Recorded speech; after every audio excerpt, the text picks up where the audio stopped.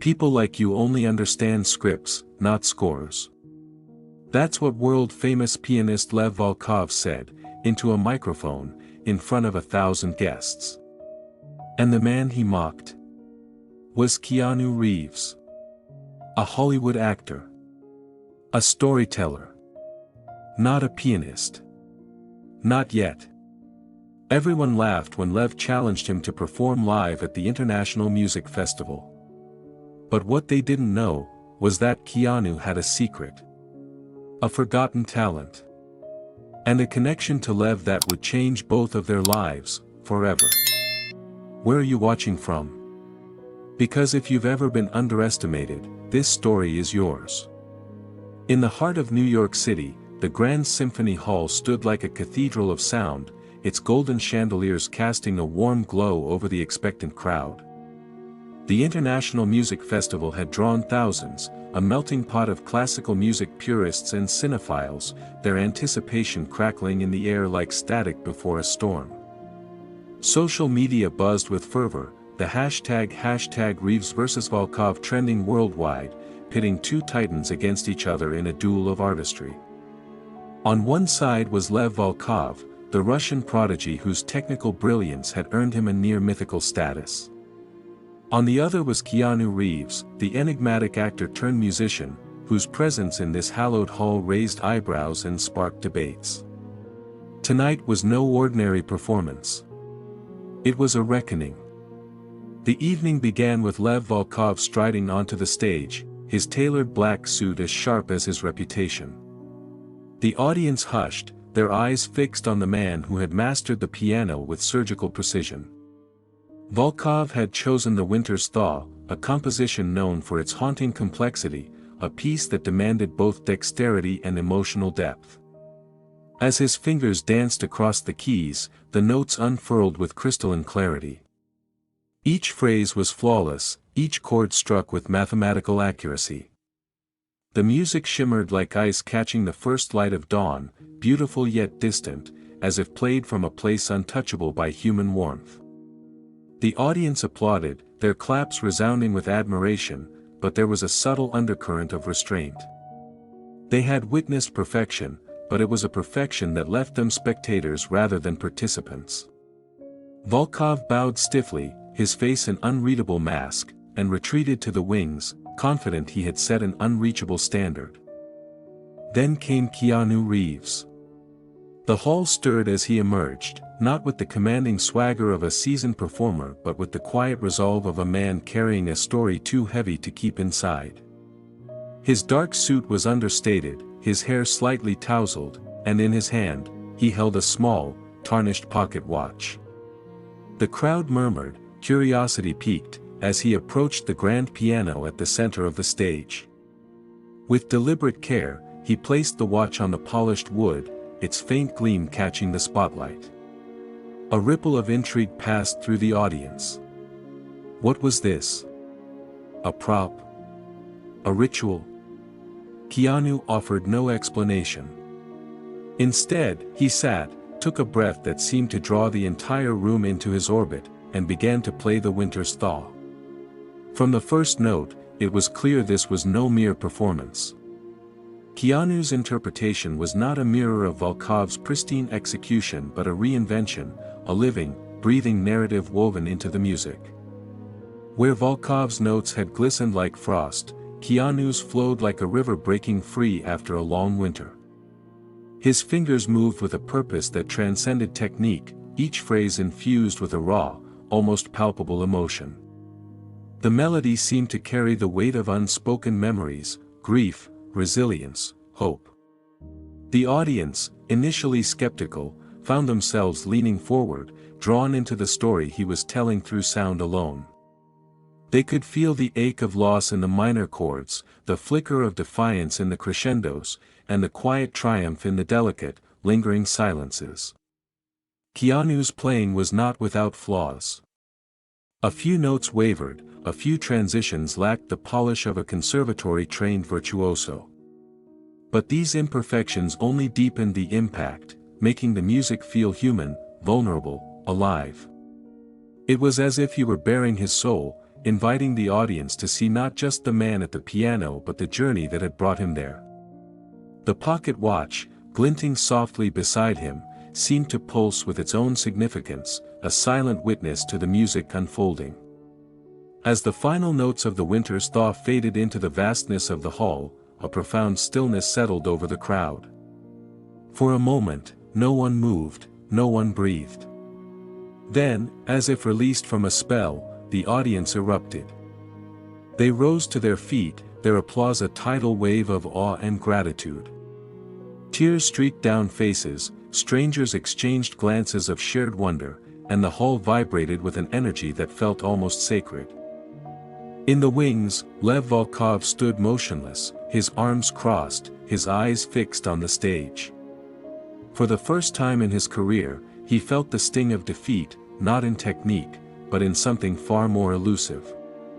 Keanu's performance had reached into the hearts of the audience, touching a place Volkov's precision could not.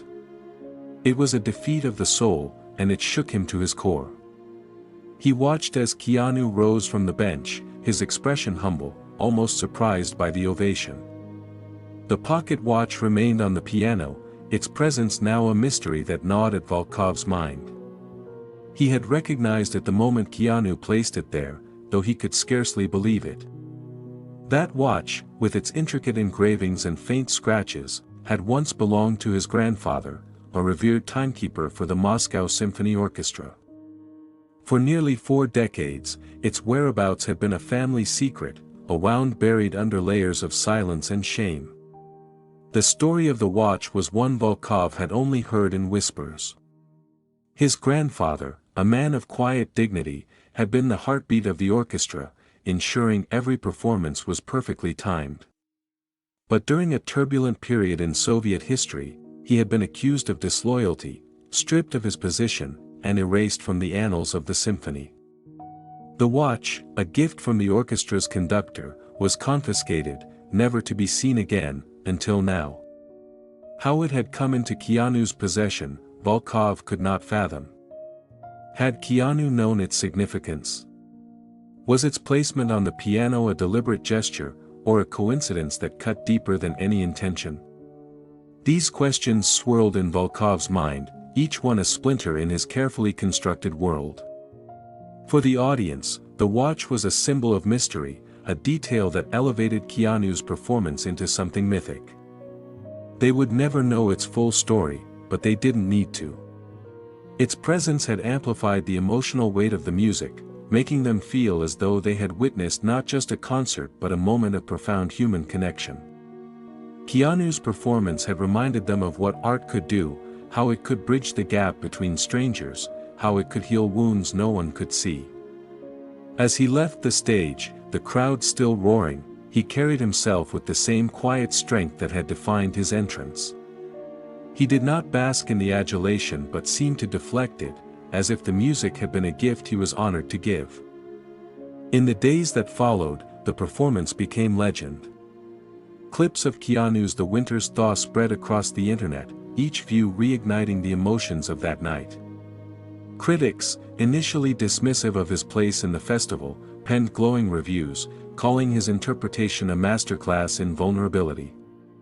The hashtag Reeves vs Volkov faded, replaced by hashtag Keanu's watch, as fans speculated about the relic's origins.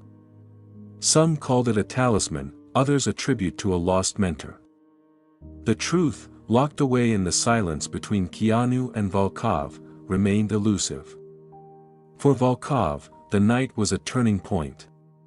He returned to Moscow, his fingers still capable of flawless execution, but his heart now restless. He began to seek out the stories behind the music he played, to search for the soul he had once overlooked.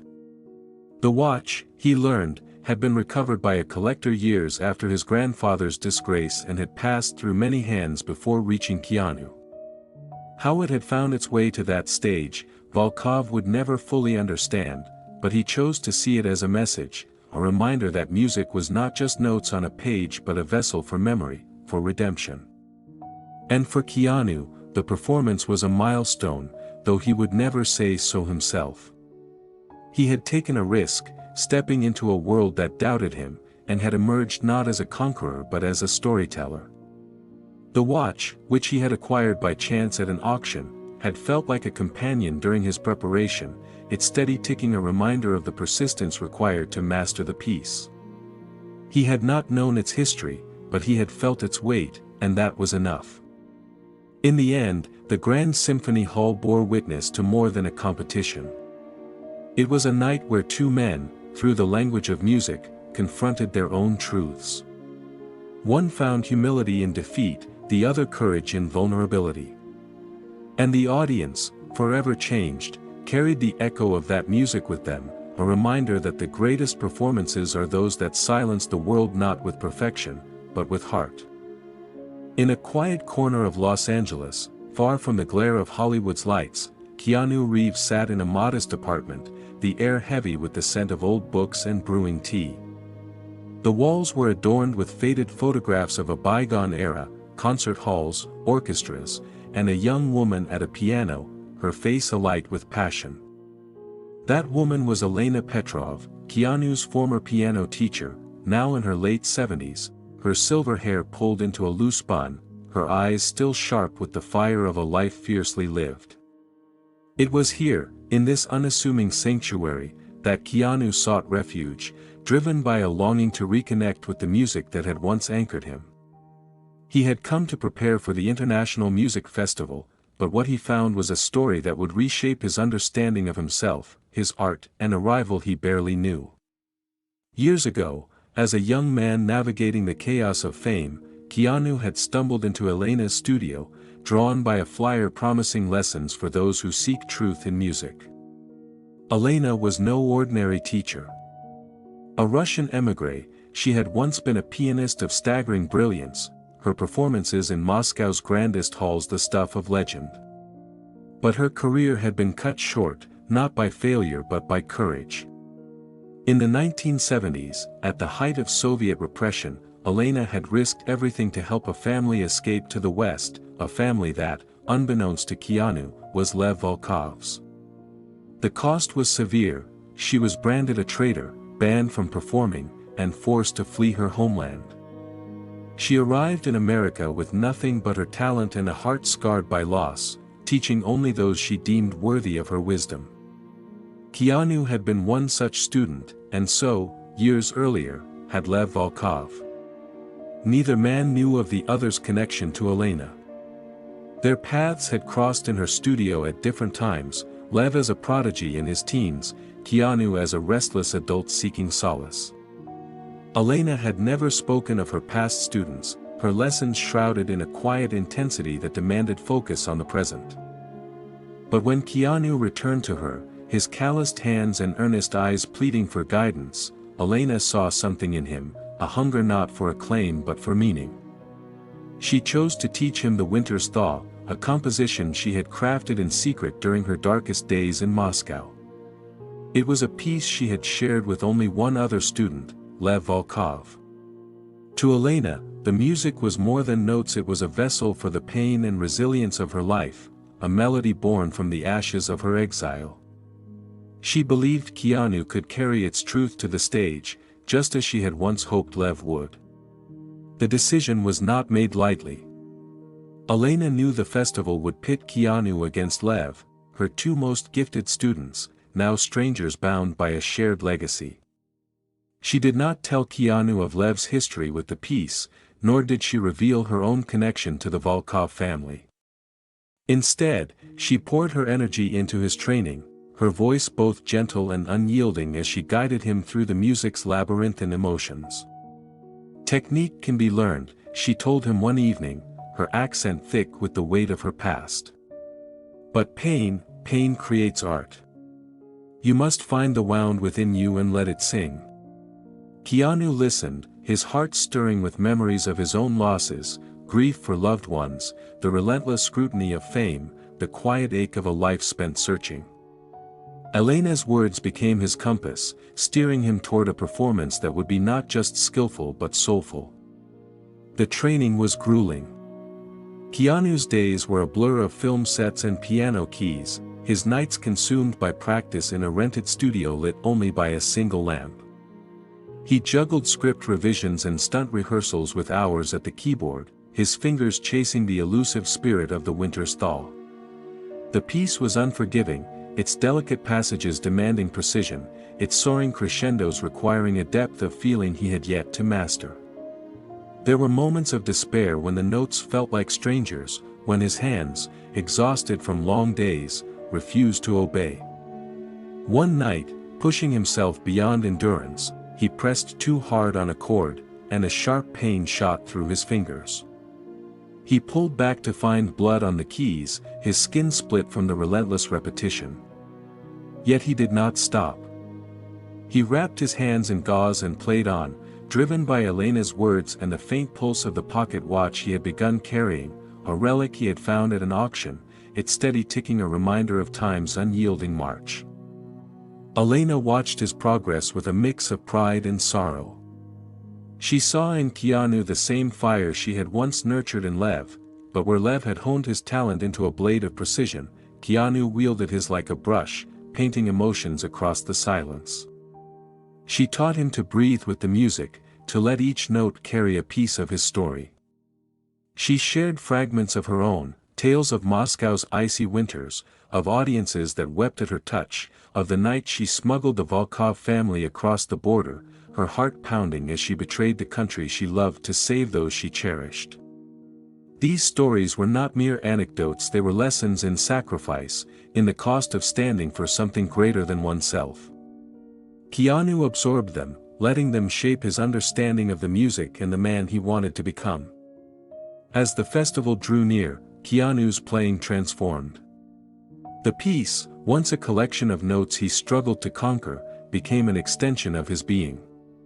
He could feel Elena's pain in the minor chords, her defiance in the bold arpeggios, her hope in the soft, lingering resolutions. He thought of his own journey, the doubts that had shadowed his career, the moments of connection with fans that had kept him grounded, the quiet strength he had found in vulnerability. The music became a bridge between his past and present, a way to honor Elena's teachings and the unseen scars they both carried.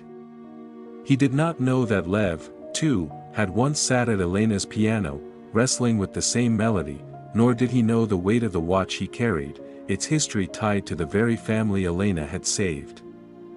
For Elena, the approaching performance was a mirror, one that reflected everything she had lost and all she had dared to hope for. She didn't choose the piece for victory.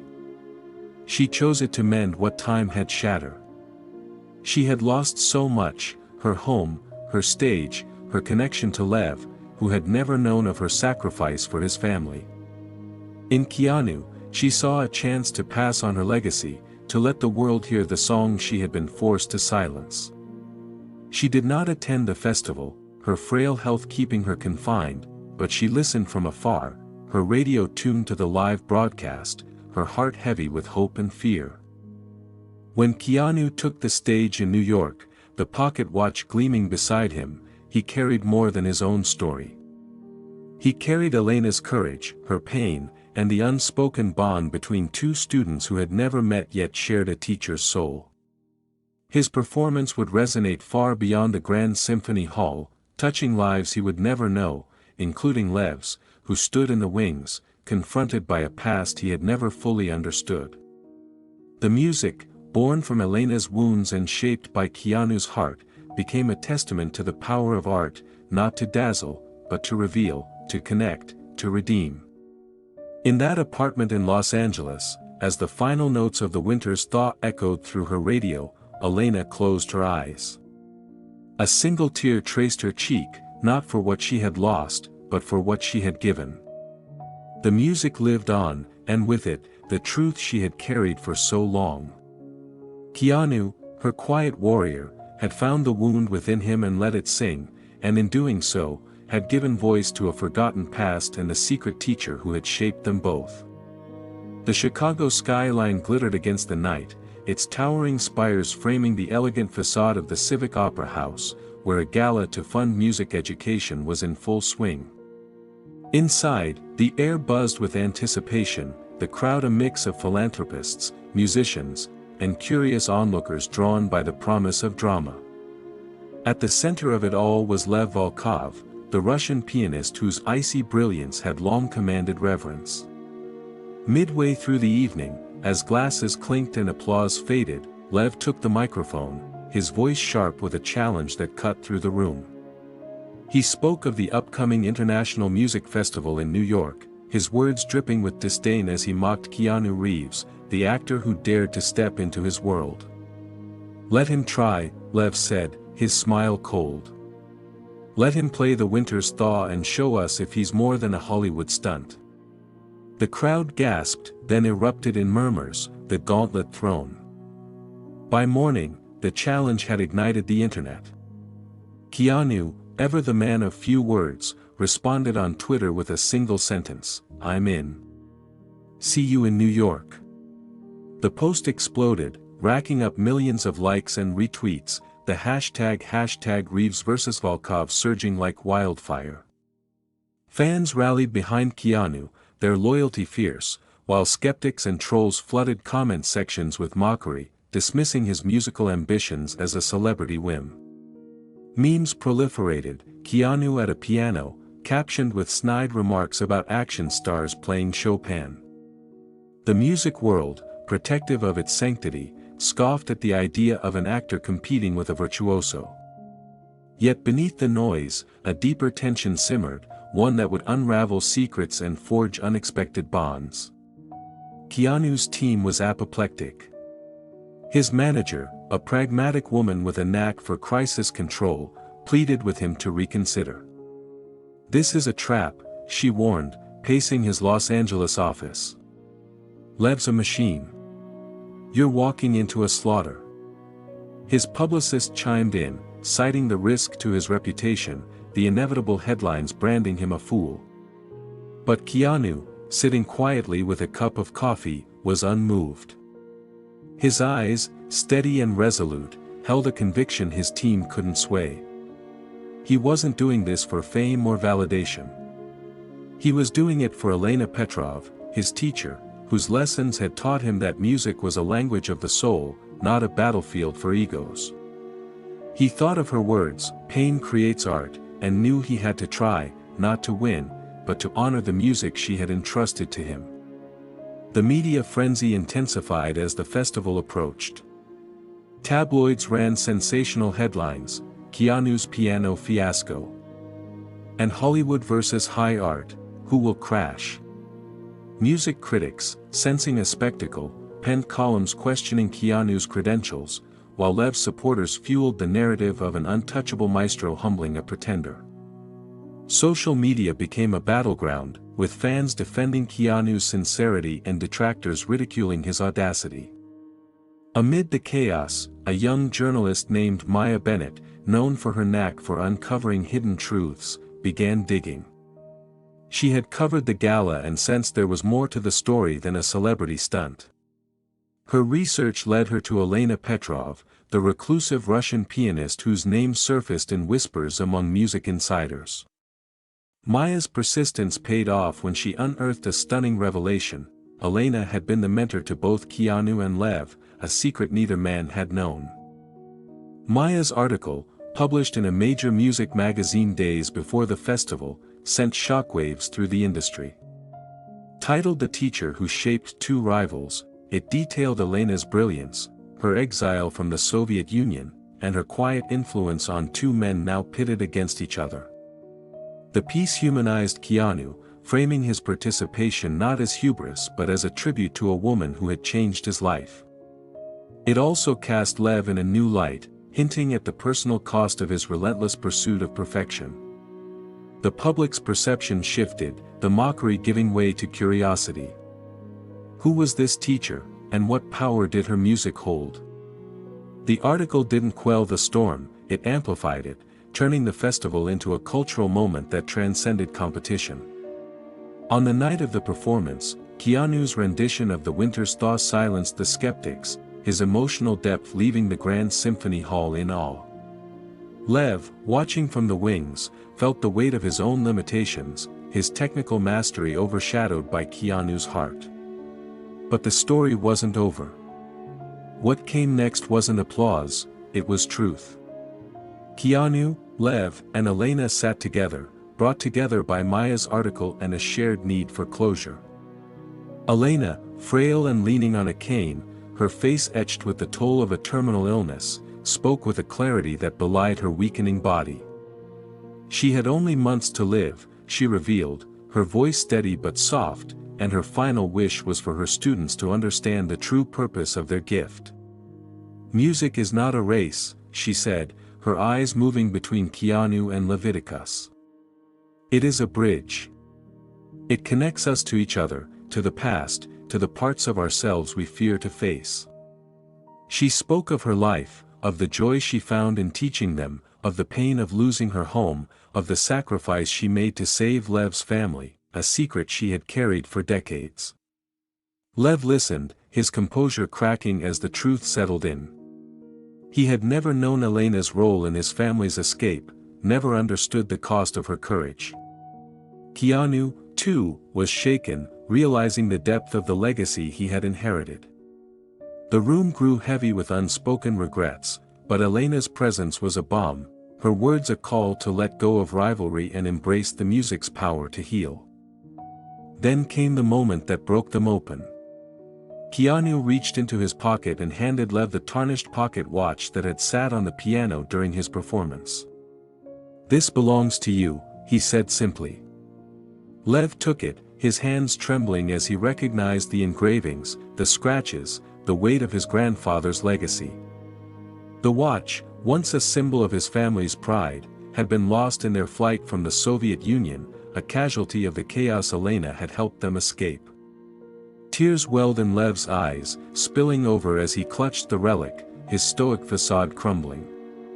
For the first time, he saw Elena not just as a teacher but as the woman who had given him a future, and Keanu not as a rival but as a brother in art. Days later, in a small studio in New York, Lev sat at a piano, the watch resting beside him. He played the Winter's Thaw, but this time, it was different. The notes were no longer a showcase of skill but a prayer, a tribute to Elena, to his grandfather, to the family he had nearly lost. Each chord carried his gratitude, his sorrow, his awakening. Keanu, who had joined him in the studio, listened in silence, his own heart full. The music wove their stories together, a tapestry of pain and redemption that needed no audience to be complete. The internet storm eventually faded, the hashtags replaced by new trends, but the impact of that night endured. Maya's article won awards, her words a reminder that beneath every spectacle lies a human story. Elena passed quietly a few months later, her final days spent listening to recordings of her students' performances, a smile on her lips. Keanu and Lev, forever changed, continued to play, not for glory but for connection, their music a testament to the teacher who had shown them its true meaning. And somewhere, in the echo of the Winter's Thaw, the watch ticked on, a heartbeat linking past to present, lost to love, and two men to the woman who had made them whole. Sometimes, the greatest performances don't happen in the spotlight, they happen in the silent battles we fight with ourselves. Keanu didn't win because he played flawlessly. He won because he remembered why he ever sat at the piano in the first place. This story isn't just about redemption or rivalry. It's about humility, heart, and honoring the people who shaped us even when we walked away. So here's my question to you, what gift have you been hiding from the world? If this story moved you, subscribe to Motivation for Success for more stories that challenge, uplift, and inspire.